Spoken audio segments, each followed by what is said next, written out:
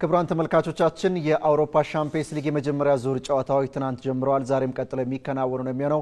በዝርዝር ተመልክተናቸዋል። አሁን ደግሞ ተጨማሪ ማብራሪያዎችን የምንጠይቅ ነው የሚሆነው። ለዚህም ደግሞ ባልደረባ ኢስማኤል አሚን ስቱዲዮ ደርሷል። ተወዳጁ የአውሮፓ ሻምፒዮንስ ሊግ የዙር ጨዋታ ከአምና ጀምሮ በዙር ላይ የተደረገ የሚገኘው ትናንት ጀምሯል። አርሰናል አሸንፏል። በተመሳሳይ ቶተናምም ትናንት በተለይ አርሰናል ለማሸነፉ ደግሞ የአሰልጣኝ ሚኬል አርቴታ የታክቲክ አተገባበር በእጅጉ እያስመሰገነው ይገኛል። ከተጠባባቂ ወንበር የተነሳው ማርቲኔሊ በሰከንዶች ልዩነት ኳስና መረብን አገናኝቷል። እስማኤል አጠቃላይ ምን ያመላክታል የአሰልጣኙ የጨዋታ አረዳድና የተጫዋቾች ቅያሪ? ትልቁ ነጥብ እሱ ይመስለኛል። ምናልባት አርሰናል አሁን ፕሪሚየር ሊጉ ከተጀመረ ጀምሮ ያለውን ሁኔታ ከተመለከተ በጣም ጥንቃቄ የመረጠ ወይም ደግሞ ወደፊት ለመሄድ በጣም የሆኑ ታክቲካል ምርጫዎችን የሚጠቀም ቡድን ነው።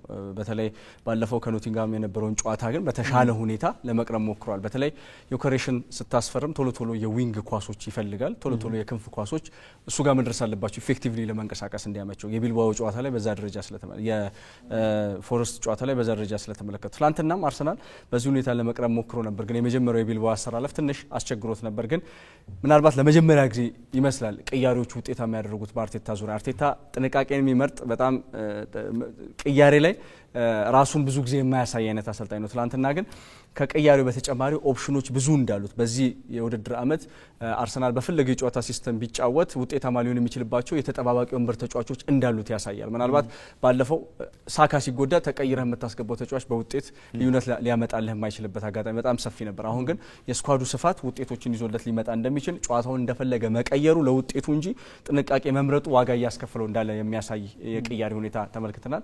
ትላንት ተቀይረው የገቡት ሁለቱም ተጫዋቾች እንግዲህ በውጤቱ ደረጃ አይነተኛ አስተዋጽኦ አድርገዋል። እርስ በርስ አሲስት የተደራረጉት ነው ግን ማስቆጠር የቻሉ። ስለዚህ ቅያሬዎቹ ወንበር ወይም ደግሞ ተጠባባቂ ወንበር ላይ ያሉት ኦፕሽኖችን በትክክል መጠቀም እንዳለበት አርቴታ ያሳያልና የትላንትናው የአርሰናል ጨዋታ በእንቅስቃሴ ደረጃም ለውጥ ቢኖረውም ወይም ደግሞ በክንፍ የሚደረጉ ሩጫዎችን የማብዛት ሲቹዌሽን በሰከንድ ሃፍ በተለይ መኖሩ የተወሰነ የአርሰናል ለውጥ ያሳያል። ግን በቅያሬ ደረጃ ግን ለመጀመሪያ ጊዜ ይመስላል ውጤት ማምጣት የቻለውን አርሰናል ተመልክተናል። በዚሁ መቀጠል እንዳለበት አርቴታ ያሳያል። ኦፕሽኖችን መጠቀም አለበት። ኤቨርቺ አይዜም በዛ ደረጃ ሊጠቀስ የሚችል አይነት ተጫዋች ስለሆነ ማለት ከ16 ዓመታት በኋላ አምና ለመጀመሪያ ጊዜ በአውሮፓ ሻምፒዮንስ ሊግ ግማሽ ፍጻሜን መድረስ የቻለው አርሰናል ዘንድሮ ረጅም ርቀት ሊጓዝ እንደሚችል ማሳያ ነው ማለት እንችላለን። የትናንቱ ውጤት ሳን ማሜስ ከባድ ስታዲየም በትክክል አማራጮችን መጠቀም የሚችል ከሆነ አርሰናል በተለይ በትላንትናው እንደ ትላንትናው ሲቹዌሽን ጠባብ የሆኑ አጋጣሚዎች ሊኖሩ ይችላሉ። በተለይ ለመጫወት የሚያስቸግር ቡድን ልታገኝ ትችላለህ። ስለዚህ ምርጫዎችን ማስፋት መቻል አለብህ። የገዛቸውን በክረምት ያመጣቸውን ተጫዋቾች መጠቀም እስካልቻልክ ድረስ በዛ ደረጃ ውጤታማ ልትሆን አትችልም። ትላንትና አማራጮቹ ብዙ ስለነበሩ ሁለት ነገሮች ነው እና አማራጮቹ ብዙ ስለነበሩ አንደኛው ኦፕሽን ነው። ሁለተኛው ነገር ደግሞ ፈጣን የክንፍ እንቅስቃሴዎችን ማድረጉ ለዛ ውጤታማ ያደረገው ይመስለኛል። ክፍተቶችን የመሃል ተከላካዮቹ ክፍተቶችን እንዲተውና ወደ ክንፍ እንዲሳቡ ማድረጉ ኦፕሽኖችን ፈጥሮት ለዛ የሚሆኑ ተጫዋቾች አሉት። አሁን ባለፈው አመት የአርሰናል ልዩነት ማለት ስኳዱ መስፋቱ ለዛ ነው። ምርጫዎችን መጠቀምህ የተለያየ ጨዋታ ሲስተም ተጠቀማለህ። ለዛ የሚሆኑ ተጫዋቾች ማምጣትህ ወይ ጨዋታውን ያሰፉልሃል ወይም ደግሞ የሚያጠቡ ስፔስን መጠቀም የሚችሉ ተጫዋቾች ሊኖሩ ይችላሉ። በዛ ደረጃ ያሉት የተዋቀረ ቡድን ስለገዛ ወይም ደግሞ ተጫዋቾች ስለገዛ በዛ ደረጃ ውጤታማ የሚሆንበት አመት መሆን አለበት ዘንድሮ በዚህ በተለያዩ ኦፕሽኖች የተደራጁ ተጫዋቾች ስላሉ። አሁን ማዱኬና ሳካን ብታይ ሁለት የተለያዩ ተጫዋቾች ናቸው። ማዱኬ በድሪብሊንግና ሰብሮ በመግባት በጣም የተሻለ ተጫዋች ነው። ታክቲካሊ ደግሞ ሳካ ለማጥቃትም ለመከላከልም ከኳስ ውጭ የሚያደርገው እንቅስቃሴ በጣም ወሳኝ ነውና ሁለት አይነት ኦፕሽን ያላቸው ተጫዋቾች ይዛልና ኤዜን ስትጠቀም ከፈለክ 10 ቁጥር ቦላ በኦዴጋርድ ቦታ ታስገባዋል ወይም ደግሞ በቀኝ በትሮሳርድና በማርቲኔሊ ቦታ ለተጠቀመው የምትችል አይነት ተጫዋች። ኦፕሽኖች በጣም የበዙልህ ሲቹዌሽን እንደመሆኑ የዘንድሮ ውድድር ዓመት የግድ መጠቀም ያለበት የውድድር ዓመት ነው። አሁን አንዳንዴ ቅያሬዎቹ መዘግየትም እንደሌለባቸው የሚያሳይ ነው የትላንትናው ጨዋታ። ምናልባት ውጤታማ አድርጎታል ግን ቅያሬዎቹ የፈጠኑ ቢሆኑ ክፍተቶችን ቶሎ አይቶ መጠቀም የሚችልበት አጋጣሚ ሰፊ መሆን አለበት። አርቴታ ትልቁ ችግር ተጫዋቾችን ቀይሮ የማስገባት ሁኔታ ላይ በጣም ችግር ስላለበት ማለት ነውና ከዚህ አንፃር የትላንቱ ውጤት ይበል የሚያሰኝና ኦፕሽኖችን መጠቀም ወይም ደግሞ ምርጫዎችን መጠቀም እንዳለበት የሚያሳይ የጨዋታ ሂደት ነበር ትላንትና በቢልባኦ ስቴዲየም ላይ ያደረገው ማለት ነው። ሌላኛው ትናንት የተደረገው ጨዋታ በሳንቲያጎ ቤርናባው ሪያል ማድሪድን ከኦሎምፒክ ዲ ማርስ ያገናኘ ጨዋታ ነበር። ኪሊያን ኤምባፔ ሁለት ግቦችን አስቆጠረ። 2-1 በሆነ ውጤትም ሪያል ማድሪድ አሸነፈ። የጃቢ አሎንሶ ሪያል ማድሪድ በነገሰበት መድረክ ጠንካራ ሆኖ ሊቀጥል ስለመቻሉ ማሳያ ነው ወይስ ደግሞ ሻምፒየንስ ሊጉ ከብዶታል ማለት እንችላለን። ሻምፒየንስ ሊጉ ብቻ ሳይሆን ላሊጋውም የከበደው አይነት አሰልጣኝ ይመስላል። ምናልባት አጀማመሩ ትንሽ 100% ያሸናፊነት ጉዞ ላይ ነው የሚገኘው ቢሆንም በላሊጋው ጨዋታው በጣም ይሄ እንደተጠበቀው ወይም እንዳሉት የስኳድ ስፋት አይደለም ዶሚኔንሱ ማለት ነው ወይም ደግሞ የበላይነቱ። አሁን ትላንትና ማርሴይ ላይ የነበረውን ጨዋታ ብታይ ሙሉ ለሙሉ በማርሴይ ቦል ፖዚሽን ሊበልጥ ይችላል። በሙከራዎች ግን በጣም ቢዚ የነበረው ማርሴይ ነበር። በመልሶ ማጥቃት በጣም የተሻለ ቡድን መሆን ይችላል። በግሉ ባፔ ያስመዘገባቸው ሪከርዶች ሊኖሩ ይችላሉ። ቀድሞ 50 ጎሎች በመድረስ በ63 ጨዋታዎች የሚሉ ሪከርዶች 700ኛ የማድሪድ ግቦችም ሊሆን ይችላሉ። ትላንትና የተመዘገቡት ከ1992-93 የቻምፒየንስ ሊግ በኋላ የመጀመሪያው ክለብ ሆኗል 700 ግቦችን በማስቆጠር በመድረኩ ማለት ነውና የመጀመሪያው ሪከርድ ሁለት ሪከርዶችን አስመዝግቦ ሊሆን ይችላል። ግን በጨዋታው ግን በጣም የተቸገረውን የዣቪ አሎንሶ ቡድን ተመልክተናል። 3-4-3 ነበር የጨዋታ ሲስተሙ። አሎንሶ ግን በግዴታ ባለው የተጫዋቾች ምርጫና ብዛት ወደ 4-2-3-1 ቀይሮታል በማድሪድ ቤት ሲመጣና ያንን የጨዋታ ሲስተም ለመላመድ በጣም የተቸገሩትን ተጫዋቾች ተመልክተናል። ምናልባት ትላንትና ማስታንቱኖ ነበር የተጠቀመው ወጣቱን የአርጀንቲናዊ ተጫዋች አርዳ ጉለር ገና 20 ዓመቱ 19 ዓመቱ ሮድሪጎ ነበር የተጠቀመው። ትላንትና ቪኒሲየስ ጁኒየር ተጠባባቂ ወንበር ላይ የተቀመጠ አይነት ተጫዋች ሆኗልና ከጨዋታ በኋላ በሰጠው አስተያየት ቪኒ እየተቀየረ የሚገባበት ጨዋታ እንዳለ ማወቅ አለበት የሚል አስተያየትም ሰጥቷልና በምርጫዎች የካበተ አይነት የጨዋታ ሲስተም ለመጠቀም ነው የፈለገው። በክረምቱ ከሮድሪ ጋር ውድድር ከተጀመረ በኋላ ደግሞ ከቪኒ ጋር ሆኗልና አሁን ቋሚ 11ን ያለየ አሰልጣኝ መሆኑን ትመለከታለህ። ምናልባት የጨዋታዎቹን ብዛት ላሊጋም ቻምፒየንስ ሊግ መጫወቱ ምርጫዎችን እንዲያሰፋለት እየተጠቀመ ሊሆን ይችላል። ግን በትክክል ምርጥ 11ን ማግኘት እንዳልቻለ በላሊጋውም በፕሪሚየር ሊጉም ማየት በቻምፒየንስ ሊጉ ማየት ይችላልና ቫልቬርዴና ሹዋሚኒ ነበር መሀል ላይ የተጫወቱትና የማርሴይ መሀል ሜዳ እንቅስቃሴ ግን ሙሉ ለሙሉ የሸፈናቸው ተጫዋቾች ሆኖ ተመልክተናልና የቤሊንግሃም ወደ ጨዋታ መምጣት አሁንም በጣም እያስፈልጋቸው እንደሆነ ነው የሚያሳዩና የመሀል ሜዳውን እንቅስቃሴ በጣም መበለጣቸው የትላንትናውን ጨዋታ በሜዳቸው በዛ ደረጃ በማርሴይ በደንብ አድርገው ተፈትነው ነበርና ከዚህ አንጻር ፔናልቲውም የሚያሰጥም አልነበረም። ምናልባት ጨዋታውን የተመለከቱ ተመልካቾች ማየት ይችላሉና በመጨረሻ ላይ የተሰጠው ፔናልቲ በጭራሽ የሚያሰጥ አልነበረም። ማርሴይ 1 ነጥብ የሚገባው ወይም ደግሞ ያንን ጨዋታ ነጥብ ይዞ መውጣት የሚገባው አይነት ቡድን ነበር። በተቃራኒው የነበረው ማርሴይ ስንመለከት እንግዲህ የዲዘርቢ ቡድን በጣም ጥሩ የተደራጀ ቡድን ሆኖ ተመልክተናል።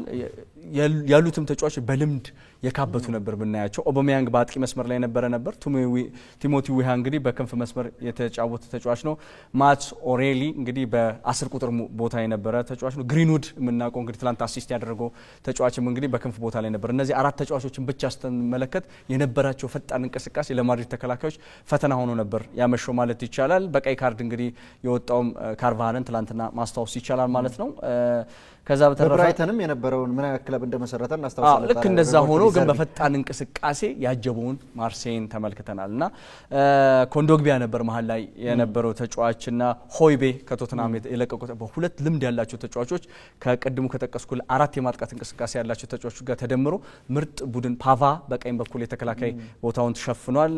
ኤመርሰን ደግሞ ቼልሲና ዌስትሃም የነበረው ተጫዋች በግራ የሸፈነ ተጫዋች ነውና ሙሉ ለሙሉ በጣም የሚገርም ቲም መስራት ችሏል ዲዘርቢና ጥሩ እንቅስቃሴ ያለው ቡድን በጣም የሚያስጨንቅ ቡድን ሰርቷል። ትላንትና ማድሪድ በሜዳው በጣም የተቸገረውና 3 ነጥብ ላያሳካ ይችላል ተብሎ እስከ ጥግ ድረስ የተከደበት ግን ደግሞ በመጨረሻ የተሰጠው ፍጹም ቅጣት ምት አላግባብ የተሰጠው ፍጹም ቅጣት ምት ጨዋታውን እንዲያሸንፍ አድርጎታል ማለት ነው። ስለዚህ ማድሪድ በቀጣይ የቻምፒየንስ ሊጉን ክብር ለማስጠበቅ ከፈለገ አሎንሶ ቶሎ ብሎ ወደ ሲስተሙ መምጣት የሚችሉ ተጫዋቾችን ማወቅና እዛ ቦታ ላይ ማሰለፍ እንዳለበት ይሰማኛል። እስካሁን ግን የማድሪድ ከምባፔ በስተቀር በጣም የተቸገረውን የማድሪድ እንቅስቃሴ እንመለከታለን። በግል ጥረቱ ግን ምባፔ ጥሩ ነገሮችን እያሳየ ስለሆነ ማለት አምናም ጭምር ከፍተኛ ግብ አስቆጣሪ ሆኖ ማጠናቀቁ የሚታወስ ነው። ሌላኛው ትናንት ለመመልከት ሳቢ የነበረው ጨዋታ በቦሩሲያ ዶርትሙንድና ዩቬንቱስ መካከል የተከናወነ ጨዋታ ነው። የመጀመሪያው 45-0 ተጠናቀቀ። በሁለተኛው አጋማሽ 45 ደቂቃ ግን 8 ኳሶች ከመረብ አርፈዋል። እስማኤል ምናልባት 3ም ጨዋታውን መምራት የቻለው ዶርትሙንድ ነበር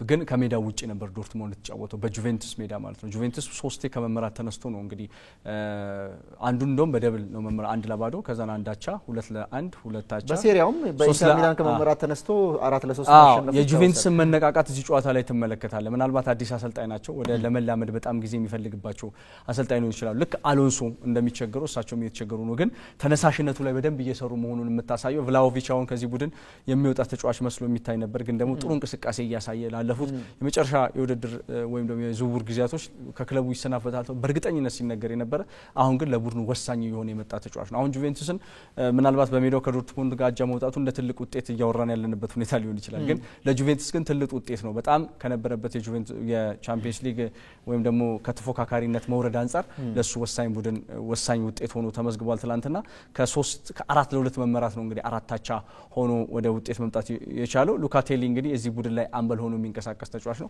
መሪነቱ በጎላ መመልከት ችለናል። ዶርትሙንድም ጥሩ እንቅስቃሴ ነው። ያው ዶርትሙንድ ሌላ ቨርዥን ነው ምናየው። ቻምፒየንስ ሊግ ላይ ያለው ዶርትሙንድ ሌላ ቡድን ነው ማለት እንችላለን። ቡንደስሊጋ ላይ ያለው ሌላ ነው። ዶርትሙንድ በቻምፒየንስ ሊግ በጣም የሚገርም ቡድን ነው። ለትላልቅ ቡድኖችም ፈታኝ ሆኖ መቅረብ የቻለ ነው። ባለፉት 2 ዓመታት ለፍጻሜ የቀረበ ቡድን ነው።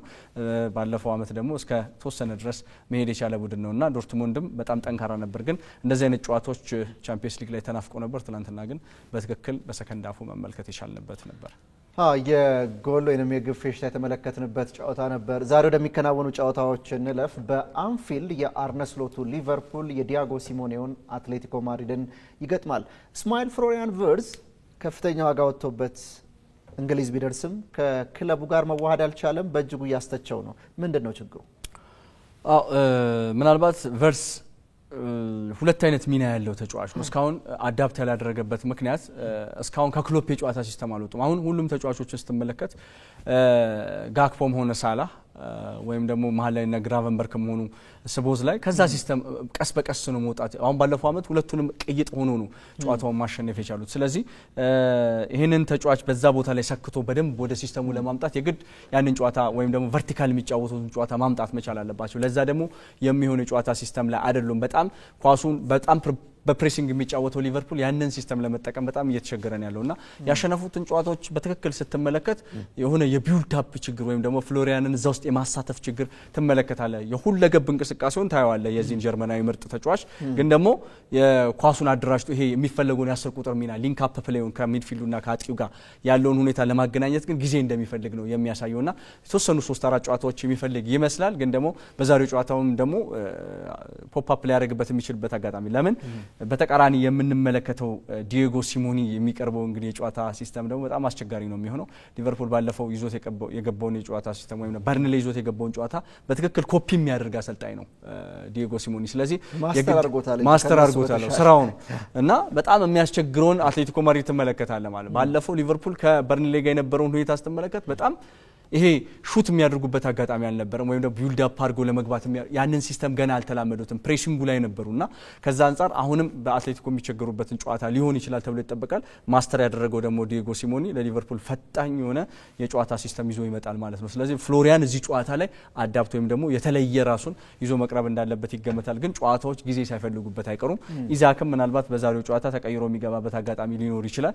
ግን ደግሞ ጨዋታ ሲስተሙ ላይ አዳፕት የማድረግ ጉዳይ በፕሪሚየር ሊጉም በቻምፒየንስ ሊጉም የግዴታ ሊቨርፑል ወይም ደግሞ አርኔ ስሎት ትልቁ የቤት ስራቸው ነው ተብሎ ይጠበቃል ማለት ነው። በቼልሲ የተገፋው ኒኮላስ ጃክሰን ሴኔጋላዊ አጥቂ ዛሬ በአውሮፓ ሻምፒየንስ ሊግ ከባየር ሙኒክ ጋር በመሆን የቀድሞ ክለቡን ቼልሲን ይገጥማል። በሁለት የውድድር ዓመታት 2 ዲጂት ግቦችን አስቆጥሮ ነበር። ነገር ግን በኢንዞ ማሬስካ ፍቃድ አላገኘም በክለቡ እንዲቆይ። ዲያም ሊያፕ እሱን ተክቶ ወይም የሱ ሚና ይወስዳል የተባለውም አጥቂ ጉዳት አስተናግዷል።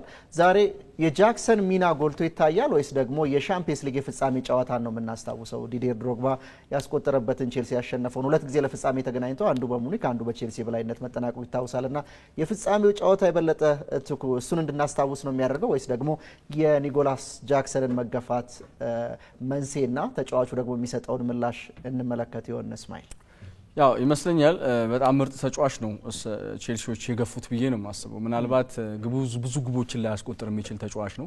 ግን ደግሞ የክንፍ ተጫዋቾች እንዲያስቆጥሩ እገዛ የሚያደርግ 10 ቁጥር እንዲያገባ እገዛ የሚያደርግ የዘመናዊ እግር ኳስ ትክክለኛ የሚፈልገው አጥቂ ነው። ግን ተከላካዮችንም ይረብሽላል።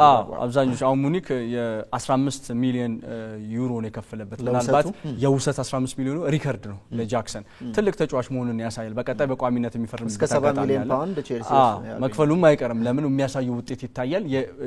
የካምፓኒ የጨዋታ ሲስተም ደግሞ ለዚህ ተጫዋች በደንብ የሚሰካ አይነት ተጫዋች ነውና ቪያሪያሉን ጃክሰንን የምናስታውስ ከሆነ በትክክል ምርጥ ተጫዋች መሆኑን እናስታውሳለንና ስለዚህ የዛሬው ጨዋታ የሙኒክና የቼልሲ በጣም ምርጥ ጨዋታ ሊሆን እንደሚችል ግልጽ ነው። ምናልባት የጁቬንቱስና የዶርትሙንድን ጨዋታ ሊያስታውሰን ይችላል። በጣም ጥሩ እንቅስቃሴ የምናይበት በነፃ ኳሶችን ፍሎ የበዛበት ሊሆን ይችላልና በጣም ምርጥ ጨዋታ እናይበታለን። ጃክሰን ግን ምናልባት የዚህ ጨዋታ ልዩነት ፈጣሪ ሆኖ ሊመጣ የሚችልበት አጋጣሚ ሊኖር ይችላል በሚል ነው እንግዲህ ያነሳ ነው። ከዛ በተረፈ ግን ፔዤና አታላንታ የመጨረሻ እይታችን ይሆናል። ፔዤ እንግዲህ ባለፈው ዓመት የቻምፒየንስ ሊግ አሸናፊ ነው። ስለዚህ የግድ ይሄንን ያሸናፊነቱን የሚያስቀጥልበት ሁኔታ ይኖራል ወይ የሚለው ነገር ትልቁ ጥያቄ ነው። ምናልባት የጨዋታ አቀራረቡን ስንመለከት የተፈተኑበትን ብዙ ጨዋታዎች አይተናል። ከቶተንሃም ጋር የነበረውን የሱፐር ካፑን ጨዋታ ስትመለከት ቡድኖች እንዴት ሆነው ቀርበው ሊያሸንፉት ጋር የዓለም ክለቦችን እንዴት ቀርበው ሊያሸንፉት እንደሚችሉ ፍንጭ የሰጠ ሁኔታ አይተናልና አታላንታ በአዲሱ አሰልጣኝ እየተመራ እንግዲህ ፔዤን ዛሬ ይፈትናሉ የሚለው ነገር ትልቁ ጥያቄ ይሆናል ተብሎ ይጠበቃል። ዛታ የምንመለከተው ነው። ባልደረባ ኢስማኤል አሚን ትናንት የጀመረውን የአውሮፓ ሻምፒየንስ ሊግ የዙር ጨዋታ ውጤት፣ ዛሬ የሚደረጉ ጨዋታዎች መርሃ ግብር በተመለከተ ስላደረስከን ማብራሪያ በተመልካቾች ስም ከልብ አመሰግናለሁ። እኔም አመሰግናለሁ።